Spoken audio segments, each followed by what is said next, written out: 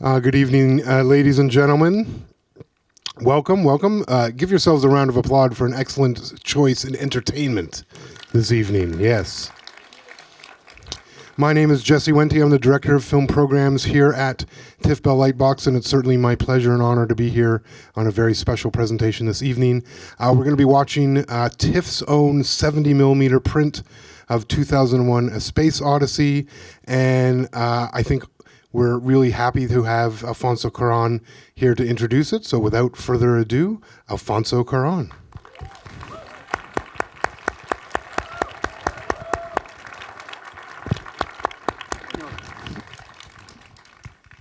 Do you remember the first time you saw this movie? Yes, I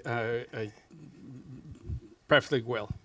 I wish I had seen it in 70 mil and a pristine copy, the way that you're going to see it tonight. But I saw it in a cine club in Mexico with scratches, and but it was really one of those amazing experiences. It was unlike anything that I have ever seen, and also I was maybe 15, 16, and I have heard so much about it, and the name of itself is really epic.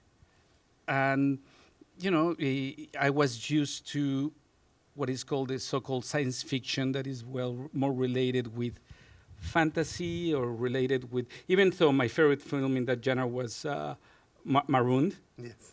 Yeah, it was kind of an adventure story, you know, and what I was really surprised it was about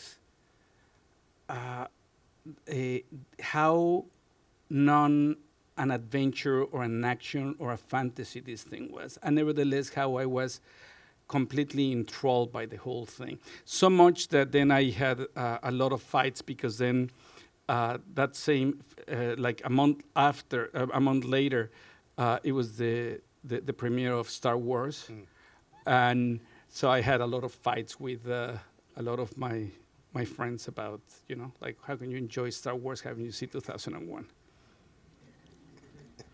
You talked about, in the conversation you had earlier this evening, you talked about being attracted to cinema as a language and how it's a language unto itself.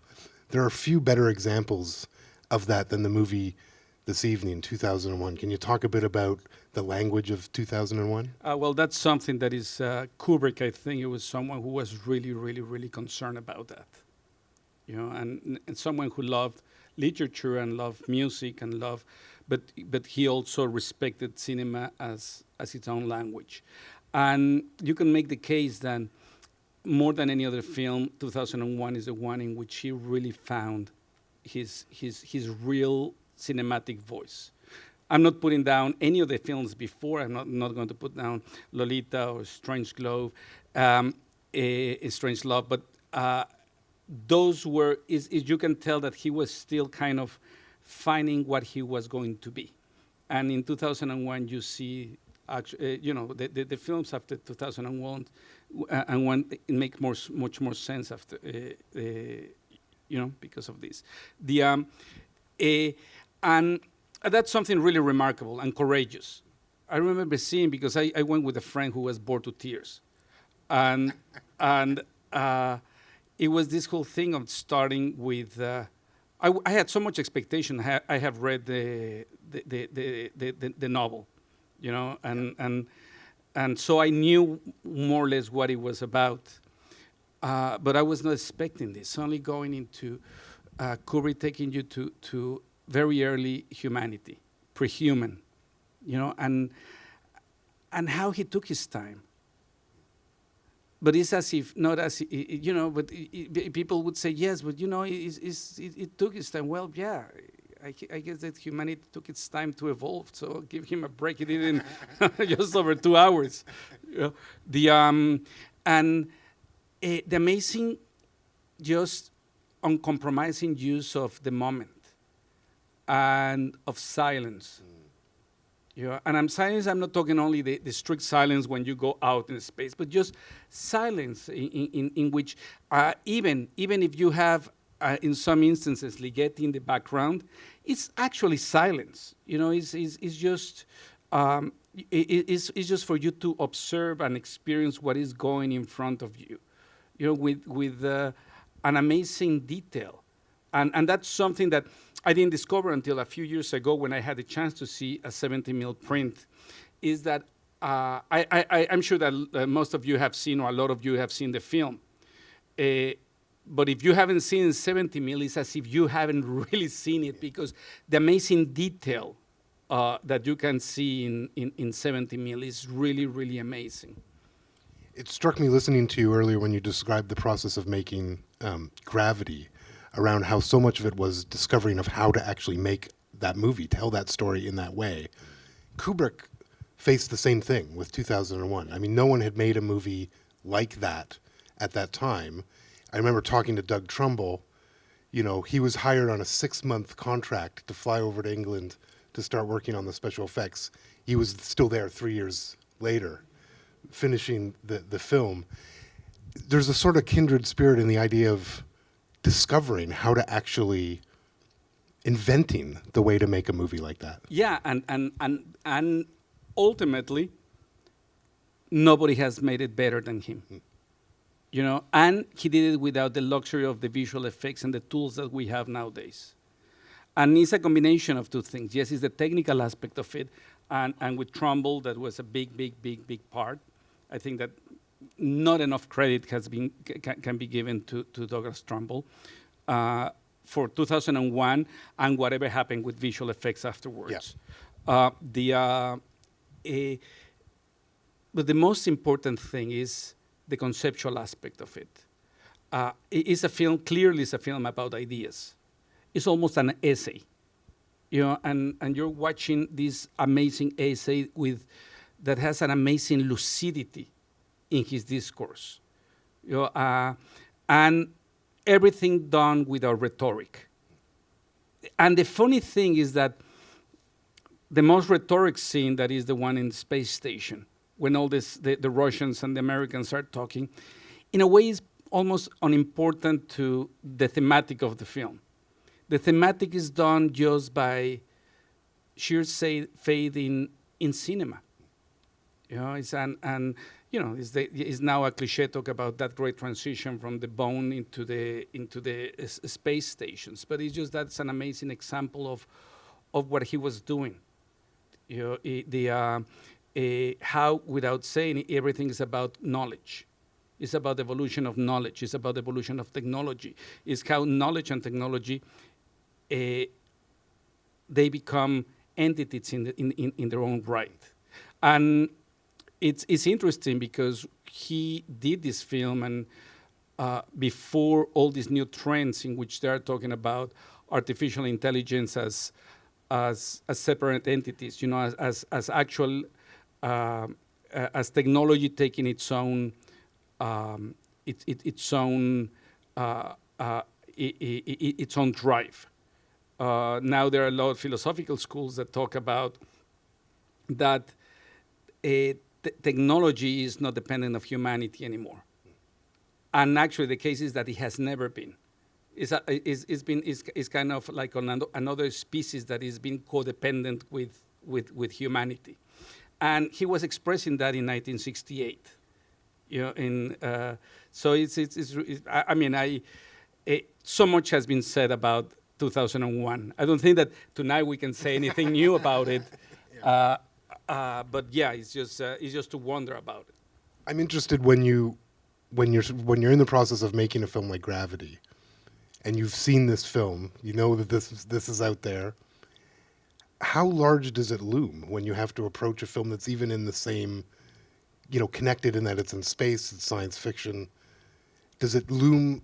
Is it intimidating to imagine playing in the same field as a film that's such a landmark as this one? Well, when I was doing Gravity, I revisit every space scene, a space film that I respected, not necessarily just like monster scenes and stuff, but stuff that it was just, because there's only a handful of films that have taken space seriously. You can count Fritz Lang, Women on the Moon. And talking about that is somewhere you try to respect the laws of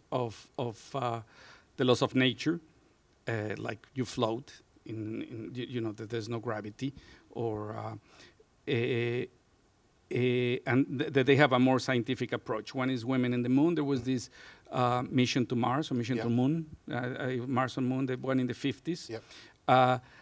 Marooned in many ways.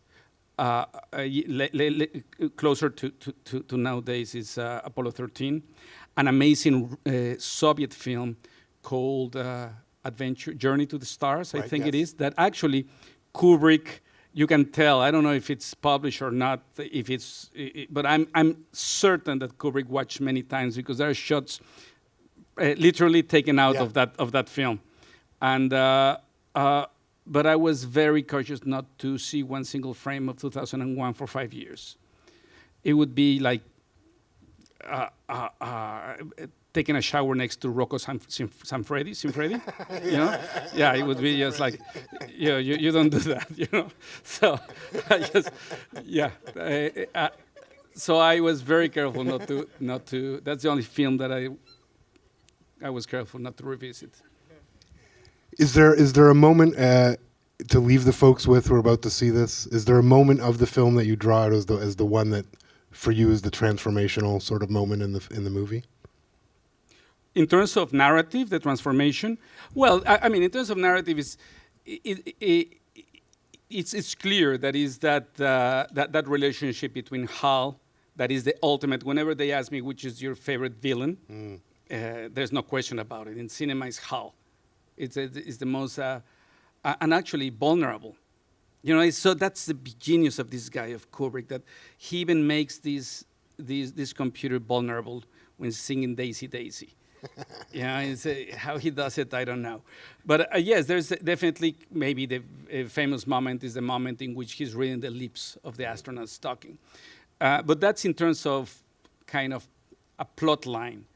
I'm always been as much in awe to those scenes in space as with the scenes early on, when he's in the novel it used to be called Moon Watcher, the main character, and all those scenes, but also the detail and the uncompromising aspect of it. One more time, Hollywood had never portrayed early humans like that, and from the get-go, he's already manifesting his philosophical arguments, and so I enjoy all of that section. I love the whole film. I love the whole highway to the stars that Trumbull orchestrated with the lights and all of that. I mean, I think it's impossible. Kubrick has this thing. When you watch a Kubrick film, sometimes you watch it and you're not so sure if you loved it. But Kubrick's films, suddenly they linger. And suddenly they become better than what you thought they were. And you see them again and you realize how brilliant it was and how you didn't really fully get it the first time. Another thing that happens, and I don't know if anybody had that experience, that when you're surfing channels, and suddenly there's one image of Clockwork Orange, Barry Lyndon, Eyes Wide Shut. Yeah. That when I saw Eyes Wide Shut for the first time, I was like, And then you see one image of Eyes Wide Shut, and you said, okay, I'm just going to see this shot. Next thing you see is that the credits are rolling, and you watch the whole film. There's an amazing power of that magnetism that Kubrick has, and that in each view you reveal new things, and that's a great thing of seeing in 70 mm, because how studied every single frame is, but that happens in all of his films. I've been very lucky that in the last few films I've been working with people who were close collaborators with Kubrick, including the first assistant director, and it's just amazing. Also Kubrick is one of those mythical guys. So much has been said about him. There are so many stories about him. I'm sure most of them apocryphal. Yeah. Apocryphal. That's the word. Yeah, and but it's so great to hear. And you talk to crews, and they are full of these stories. I'm going to share one just because it's fun. So the AD says that they were shooting, I think it was Full Metal Jacket. And the way that Kubrick shot is that pretty much he hired the people to do the sets and to do the main lighting. And then he would fire everybody just to keep a crew of 3 or 4 people, because this way he would optimize the money. Yeah. 3 or 4 people, and then he will take his time staging and fine-tuning the lights and stuff. And so there was this scene in which they needed a character without one leg. And so Kubrick arrived, that, as they said, he arrived with a driver driving at very, very, very, like 30 kilometers per hour or something like that. And finally he arrives, and you would never know when he would arrive. So suddenly was these walkie-talkies that, Kubrick is coming, and they lined up all these extras that they have tied up their legs to be one-legged. And he stepped out of the car, he walked in front of and says, "This guy have 2 legs." Says, yes, but he tied them up. Says, "This is absolutely stupid." He went back to his car and he left. Because apparently it was like that. He didn't like something, he just go back and they have to fix it. So you have everybody like crazy trying to find one person with only one leg. And finally, they find a guy with only one leg. And actually, apparently they've had 3 or like a small group. So finally, one more time, the next morning, they're waiting, and suddenly around 11, the car is approaching, and Kubrick arrives, gets out of the car, looks at these guys, and says, "Wrong fucking leg." And he goes back into the car and he leaves. So the joke I had always with the AD was that if something was not working, he would look at me and says, "Wrong fucking leg?" And says, "Yes." It's just like... Well, Alfonso, thank you so much for being here. And thank you for making, idea movies for the Cineplex. Thank you. Thank you so much. Enjoy, guys. Enjoy 2001: A Space Odyssey.